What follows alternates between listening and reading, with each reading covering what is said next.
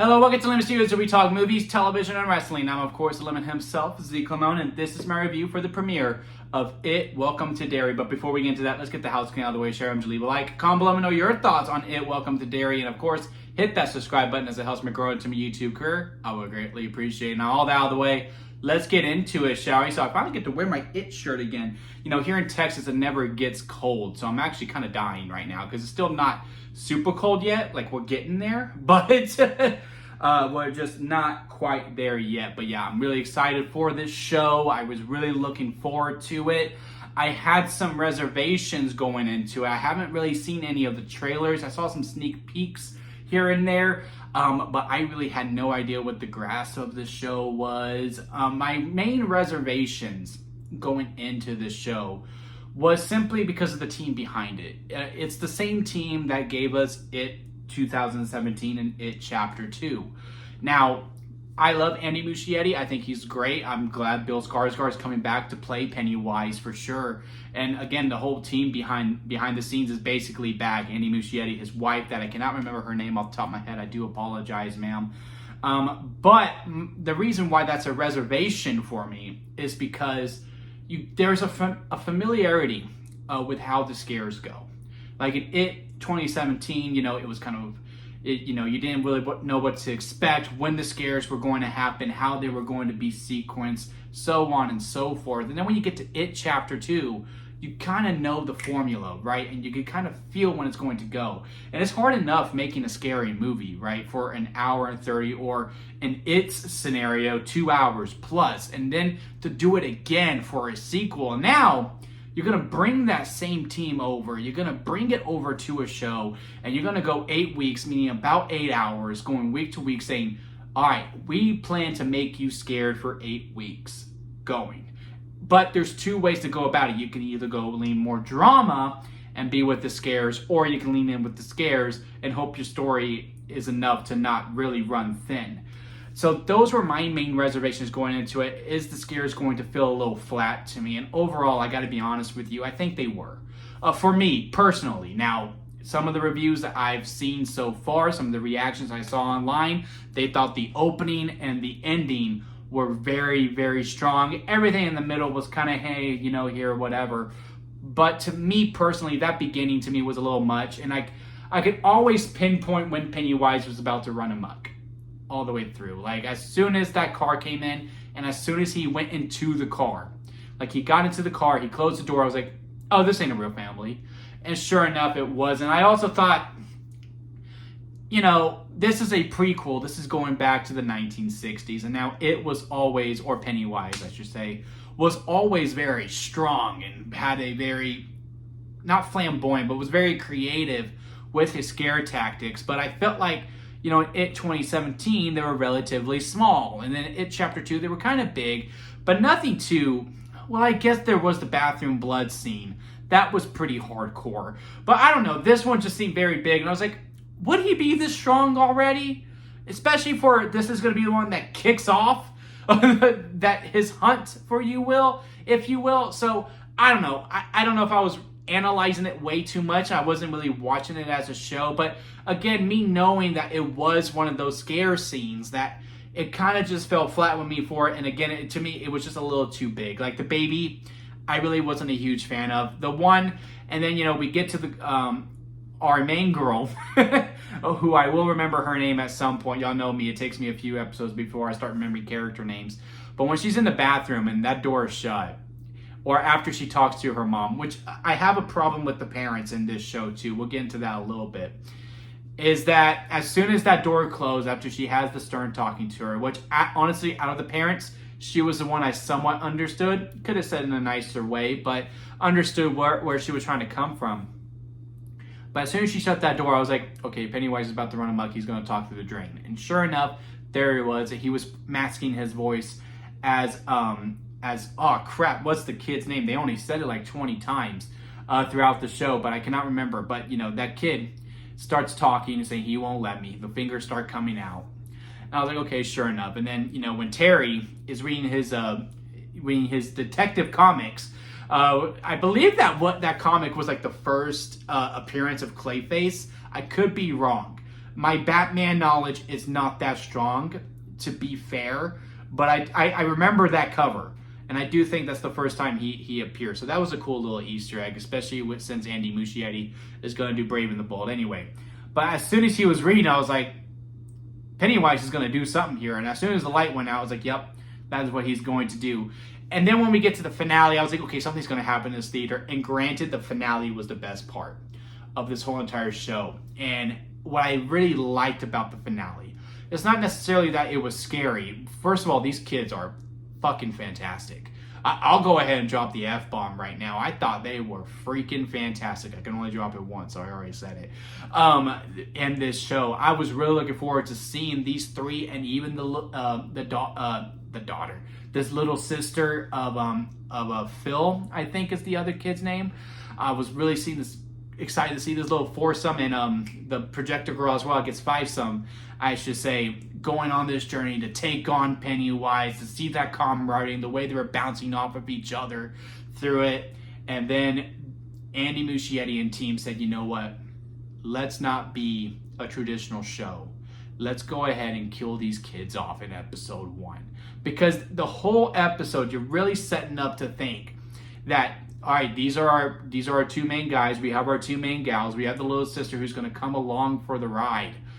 And here we go. This is our group that we are going to hang out with for the next 8 episodes. But nope. Now, what I really liked about it is, because one, yeah, it went a little big. I actually really liked everything that we did with the projection when Maddie, that's his name, when Maddie was on the screen and he had the baby in his hand and that staring and the way the music was going, that actually got me kind of freaked out. I'm actually getting goosebumps rethinking about this scene. I really, really liked all that. And then even with the baby coming out of the screen, like, I don't know, that one to me, because I was like, yes, that seems like Pennywise. That seems like the limits that he would go within there. And then, yeah, the baby starts going crazy and all that. And then once, I believe it's Terry who dies first. My mouth literally went, oh my God, there's no way we're killing these kids off episode 1. Because I do think this show ends bleakly, right? Because Pennywise doesn't die until the Losers Club gets to them. And therefore, Pennywise has to win every single time in this show with the preceding seasons that we plan to go on. Now, how's that going to work for a season 2? We'll get there when we get there. But I do think season 1, Pennywise is going to win. All these kids are going to die. Whoever is going to face them. They're not going to make it out on top. Sure, you could do like 2017 where they injure him enough. Maybe 2 of them live. Because, you know, the story has to continue on because of all the things that we get.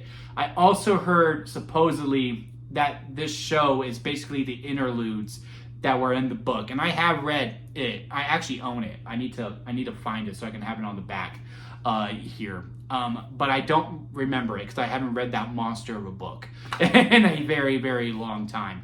But it'll be interesting to see how the show progresses with me anyway, knowing Pennywise is going to win. And how is this show going to dictate me to go, yes, but maybe there's a chance all the way through. I also had an issue with the parents in this episode with the adults. Now, I did like with our one adult storyline that's dealing with the nuclear war. I believe this is around the Cold War time where nothing really happens. So I'm curious to see how that's going to come into play here with, you know, Pennywise when we go down to the sewers and everything. So, because surely at some point, our lieutenant, I don't remember his actual rank. I don't want to disrespect it by any means.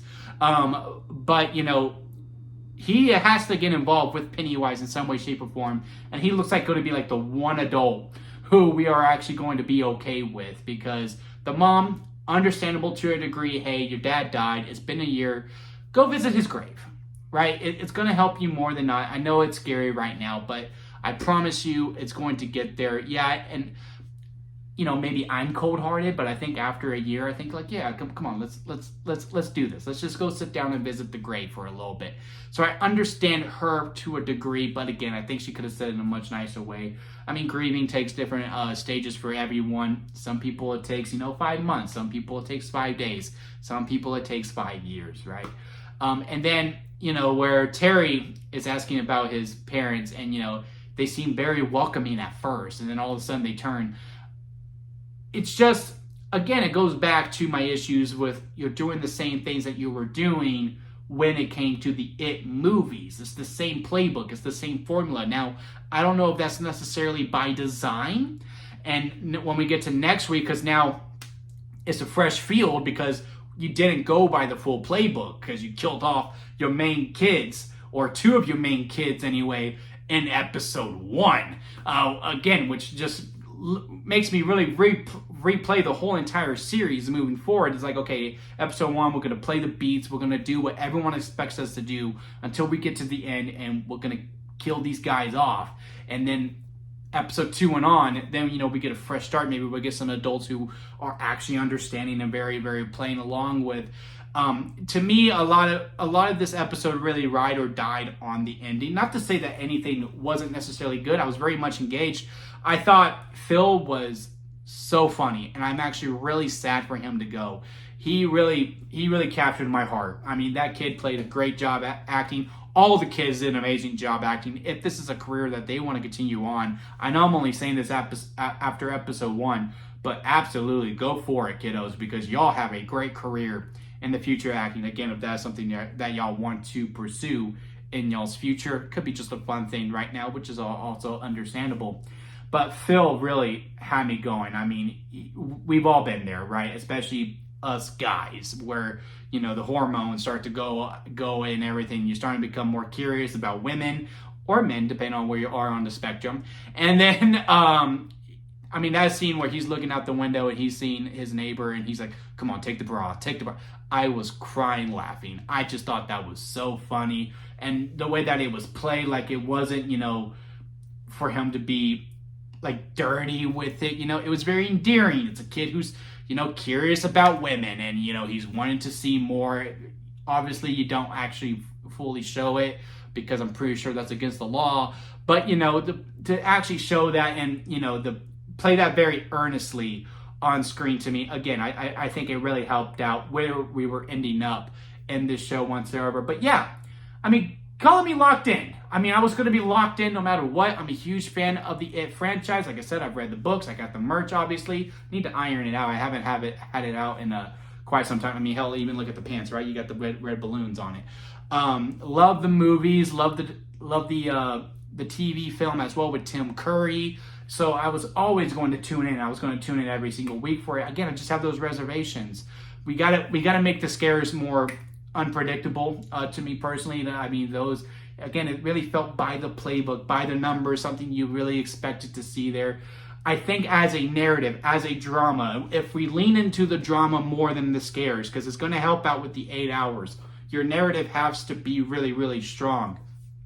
If we lean into the drama and we focus on these characters and we focus on the dynamics between them, and we get some more adults who are going to be more endearing to actually help out these kids, you got 8 hours.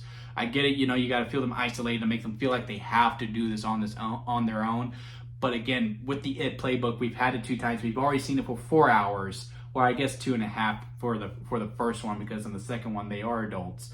But we need to mix it up a little bit, just so that way there is a little bit more. Okay, how are we going to play this? How is this going to go? Like the boss, when the guy's like, "Hey, you need to salute me. Like I expect to be respected as such." Then he comes in and he says, "So what's the penalty if you do this?" So again, I ask, do we have a problem? Love that scene. Because again, usually our main people feel so isolated. Everyone's such a dick in Derry. But this guy's coming in and goes, "Look, I got you." And then, they have the conversation afterwards and he's going, "Hey, just letting you know, we suspended him," or whatever they did to him. "I'm not going to play that." And then, they're having their nice little conversation back and forth. Really, really liked that. Thought he had a Pennywise scene too. That was one that caught me off guard, because I thought that was a Pennywise scene with the guys in the mask coming to try to get some codes or whatever. But sure enough, they were real people, because his friend comes in, they jump him. Or were they? Again, we will see, because again, it's played very real. He was able to punch back too. They weren't super strong. So we'll see how that's going to come and play. I'm very curious with everything that's happening within the show, is what I'm trying to say. I'm very much encouraged. I'm intrigued. And again, by that ending, gets me even more hooked within it, because again, that safety net is gone. To know, okay, well, if they killed those 2 kids in the first episode who were really set up to be leads, because they're even on the poster too. Like, I checked the poster. I'm like, these kids are on the poster. I can't believe they're already dead. Maybe they're still alive. Maybe she dreamed it. I don't know. But I am very, very, very, but I don't think it is a dream because they took him out and there's that little girl's hand. That's the one that heartbreaks me the most. That little sister just had to come along. She could have easily lived if there was just a babysitter or something. Man, it's really heartbreaking and it's ballsy as well. And I really, really do respect it. But have you had a chance to watch the premiere for It, Welcome to Derry? Comment below. Let me know your thoughts. I sure hope you did because I just spoiled the whole entire thing. Leave a like if you made it this far within a review. I do greatly appreciate it. Hit that subscribe button as I am trying to grow into my YouTube career. And don't forget to squeeze the days, guys, because life is too short not to give you all. So squeeze every opportunity that you can. Until next time, I'll see you here at Living Studios.